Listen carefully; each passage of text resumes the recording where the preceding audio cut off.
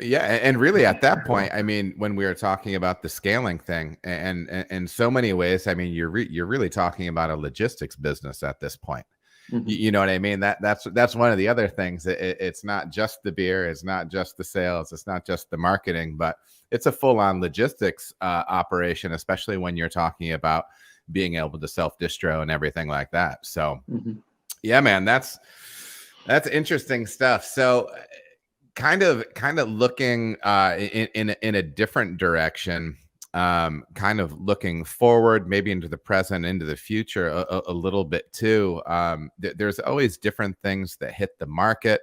Can we talk at all about RTDs, where you think kind of craft beer is trending into the next few years?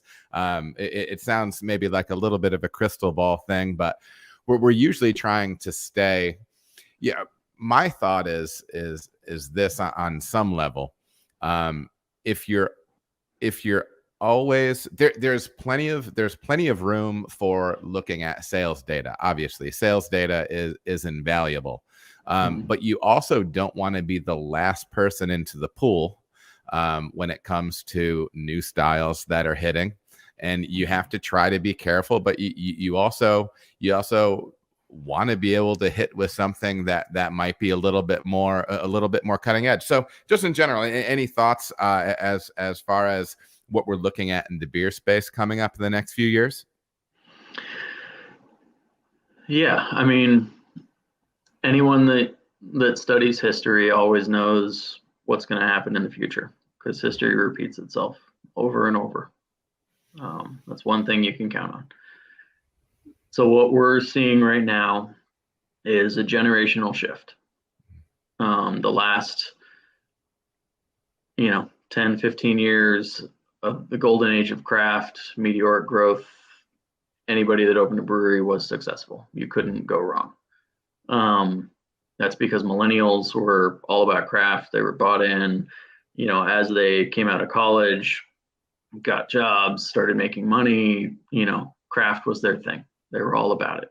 And now that millennials are getting older, starting families, moving to the suburbs, drinking less just because they've got kids and they're busy, combination of age and time, you're just not going to hit beer as hard as you did. Um, and so everyone's starting to look to Gen Z. Like, oh, okay, how do we get Gen Z into craft? Well, what did your dad drink?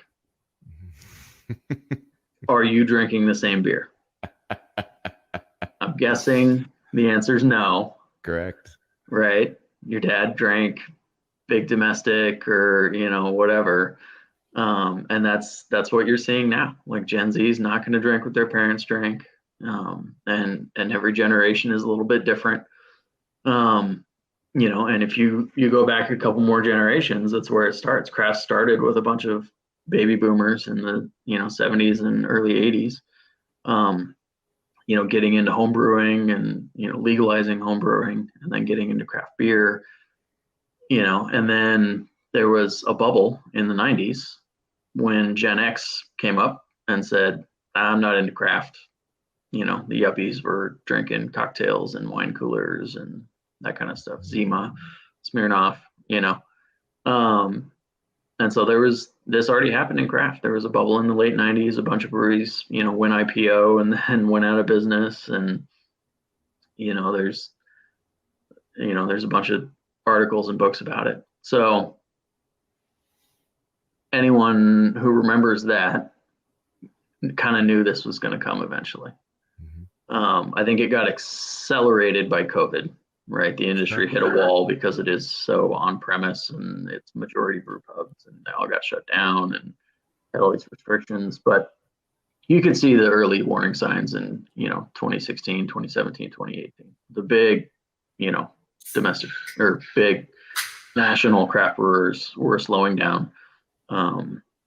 Big domestic brewers were buying them up left and right to try to control the shelf space and get exclusivity and things like that. So you could kind of see it coming. So what I think we're in for the next 5 to 10 years is slow growth, if any, for craft beer. And then I think, after that, once the next generation comes up, I think there's going to be an opportunity for craft to be big again. But yeah, for the next 10 years, it's going to be tough. Sure. A bunch of breweries are going to sell, they're going to merge, they're going to go out of business, and a bunch of them are going to be successful. And, you can already look at the BA statistics now. Local brew pubs are doing just fine. There's still a bunch of them opening. So if you have a neighborhood that doesn't have a brewery, you can open a brewery. And if you're smart and, willing to work hard and pinch some pennies, you can be successful. You're not going to see a lot of them growing into regional brewery status. But you can have a successful brew pub. But yeah, for those of us that are regionals, it's going to be a combination of a lot of factors of how much debt do you have, how strong is your brand, what's your sales strategy, are you maintaining quality, and all of those things coming together is going to dictate how successful you are in the next decade. Sure. To that end, a lot of people are becoming craft beverage companies. Okay, people aren't buying craft beer, we'll make what they are buying.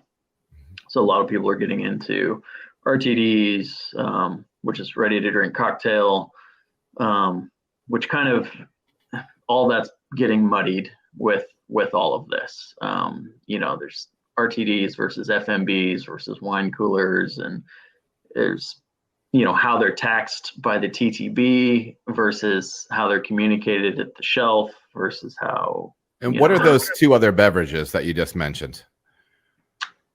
Wine coolers, wine coolers. We know what those are, right? It's flavored wine, commodity wine. And then FMBs are flavored malt beverages. For sure. So, Zima, Smirnoff Ice, those are classic FMBs. Twisted Tea is an FMB. Most of your seltzers are all FMBs for the most part. And there's some weird rules around technically being an FMB according to TTB versus not. It's a lot of legal stuff, but sure. The short answer is anything malt based or sugar based. And then RTD is anything with spirits. Mm-hmm. So all of your ready to drink cocktails, margaritas in a can, rum and cokes, Jack and Cokes, all that kind of stuff, prepackaged, ready to drink. Sure. But being spirits based is where the alcohol comes from. That's the key piece of that. And then you have things like High Noon that are blending all those together because it's owned by Gallo, which is the largest winery in the world.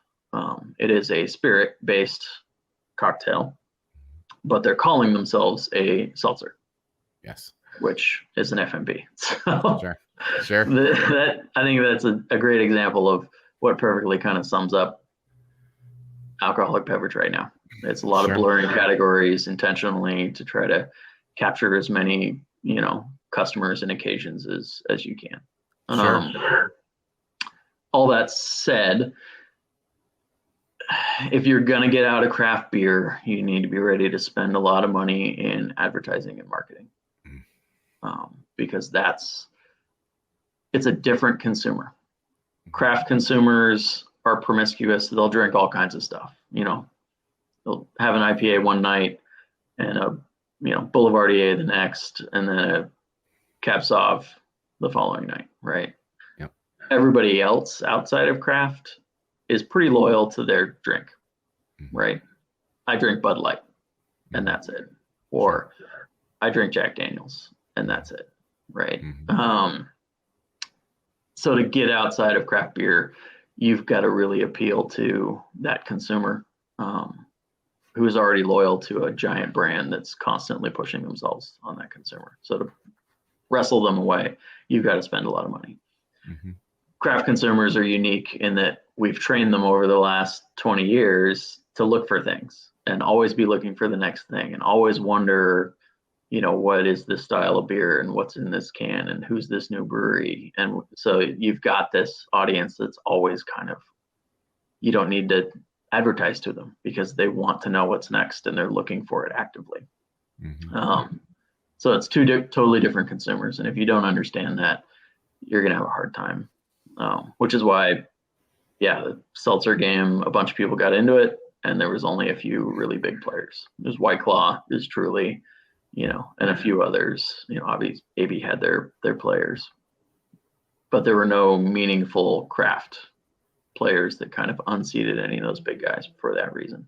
Sure. And the same is going to be with RTD. Mm-hmm. Where there's a difference is spirits. Spirits is kind of entering a craft renaissance right now. They're kind of getting into what craft beer was, 15, 20 years ago, where everybody's looking for new spirits. They're looking for new whiskey brands. Everybody's talking about what's new and what's good. And, the secondary market is on fire. And there's, you can take bulk spirit from one of the 3 big whiskey makers in the world, and you can repackage it, and the quality's there. It's not like, if craft brewers could have bought domestic light lager from the big brewers and rebranded it, it would have been a totally different industry, right? Sure. But they were forced to make new things and, reinvent new styles and come up with new stuff because they didn't have that option. Spirits, it's completely the opposite. Most of the spirits out there are buying the bulk spirit, and the quality is great. So, it's an easy thing to get into. And, if you sell 40,000 cases, you can sell that brand for, $10 million. Mm-hmm. Every week there's another one that does it. So spirits is going to be interesting to watch. Again, whether craft brewers getting into spirits works, I think it's up to the brewer and how well they know that customer and their willingness to invest in that. But long story short, the brewers that focus on quality and continue to appeal to the craft consumer are going to be okay. Sure. As long as they don't make any dumb business decisions.